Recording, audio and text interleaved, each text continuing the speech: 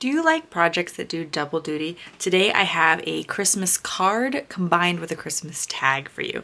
Hi, I'm Jess from JessCrafts.com and I'm here to help you make the most of your crafty time and supplies. So let's get making. Today I have the scrapbook.com smooth cardstock and I'm going to use it to cut out this large tag from Tim Holtz and Sizzix. And it is about 3 by 6 inches, so I think it's big enough to serve as a card, but then you can also just tie it to the present as a tag, and the bonus of that is that you might not forget your card. I may have done that sometimes in the past where I remember the present because they're big, and then the cards get overlooked, so I'm going to tie it right to the present this year. I got the other tag out of gray, actually, instead of white, but we're going to score the tag at about 1 inch from the edge. I don't know if you can quite see that score line there, but by doing that, I have a little lip here at the top that I'm going to cover with adhesive, and this is what's going to turn it into more like a card. I mean, of course, it's still technically a tag, but this gives you that space to write your message. So I've added adhesive all across the top, and then I can open it up and this tag will flip backwards along this fold. And there's where I can put my message, and we've turned it into a card. And you can do this with literally any shape that you have, any die cut shape in your collection that you feel like is large enough to make a card, and punch a hole in the top since you might not have that if it isn't a tag die specifically. Then I embossed it with the tree rings. I didn't go too deep, because if I really get all that texture, which I think is gorgeous, it also tends to really cracking the paper, breaking it up along the embossing lines. So I'm going to be adding a little bit of ink to emphasize the embossing a little bit, just because I think that this color of craft particularly lends itself well to a little bit of interest and distressing. This brings out that detail that's on the tag where there is this embossed line around it, and it really starts bringing your eye towards the center, which is where I'm going to start decorating. I've had in the past this really pretty pattern paper that had wood grain and snowflakes on it, and I wanted to recreate that look today because I've used that pattern paper. That is what I prefer to do, is use up my pattern paper, but I wanted to recreate the look. So I have this stencil that's called the Peppermint Winter Stencil from scrapbook.com, and it has snowflakes on it. And I am going to use white pigment ink through the snowflake stencil. And in my experience, white pigment ink, or really any pigment ink, never quite dries. I know you can use a heat gun to encourage it to dry, but I have done that, and I have had them, because I don't always send my cards right away, so sometimes I've even had them like months later, and it's still not quite dry. It's pretty good, but it's technically smudgeable. I'll probably be doing this over a scrap piece of paper, not one of my printed templates, but here we are. So I use my mint tape to tape that down. As you can see, that's a great effect in terms of the white on the wood grain, but I said I want to seal it. I want to make sure that it stays put where it is. I have some white embossing powder from Ranger. This is their super fine detail. I'm going to attempt to keep it in the bottle this time, because in the past I've always put it in another container to make it easier to dump back in. But I've heard that it's retains more of its anti-static properties if you keep it in its container. And it just occurred to me, I don't think my distress ink is dry. And this is gonna stick everywhere. Oh no.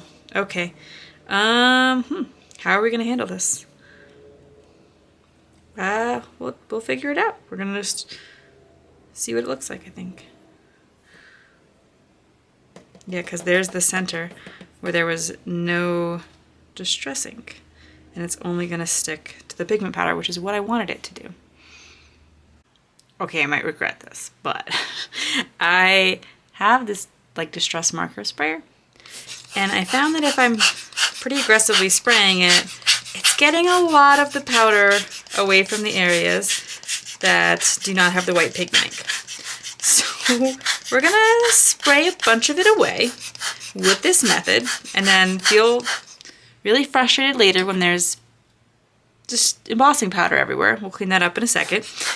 And then just kind of see how it looks. See if this was enough. I don't know, maybe it's also taking it all off of the pigment powder and need to do it again, but we're gonna try it. So my craft mat has never been cleaner, or well, not since I bought it probably.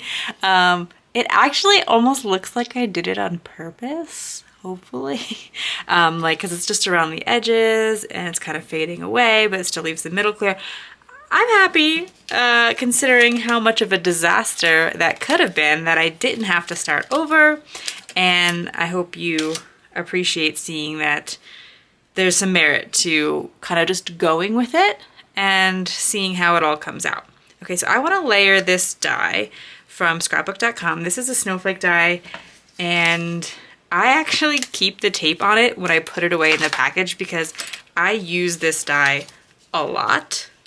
And so rather than using that tape for another die, I just kind of keep it there because it's gonna come out again this season. Same thing here. And so this has the little banner die that goes with it, and since I had some extra paper from cutting out that die in the background, I used the scrap. If the word Fetty sounds familiar, there's also the word Fetty December. That one is a little bit more geared towards like scrapbooking or December daily, and this one's a little bit better for card makers. So if you're wondering which of the two sets, because some of the words are the same, I would go with the word Fetty Fa La La if you are a card maker primarily, whereas if you're getting your December daily, then the word Fetty December. I love to stamp my sentiments in colored ink, just to help me pull in other colors I may have used on the card, and also because I think it just makes them look a little bit more fun. If you want to go for, like, because the snowflake is a little kind of blended in, but I am kind of trying to do a little bit of a, I don't know, more vintage style or something. Just kind of go with the tone of the background. If you wanted to stand out more, of course, just choose a brighter color for that layer of your card. And I think, again, you could do this with so many supplies. I'm just doing it with some supplies that I love, mixed with some supplies that are new to me, because that's always a fun way to craft. You know, when you get some new stuff, still pull in your old stuff. Like, I have used this snowflake die so many times, even in videos, so if you wanted to like see more ideas in videos.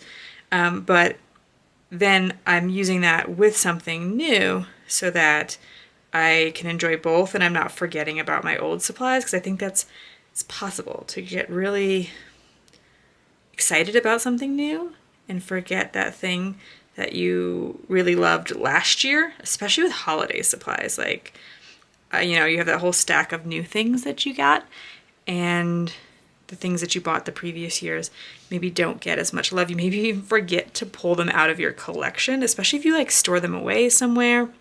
So anyway, you can choose something a little bit more bold to make it stand out and use your favorite Christmas die with some of your new supplies, or make this all with supplies that you already own.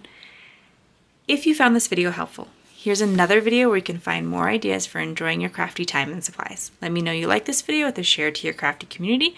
Subscribe and click the bell so you don't miss the next template or tutorial, and check the video description for product links. See you in the next video.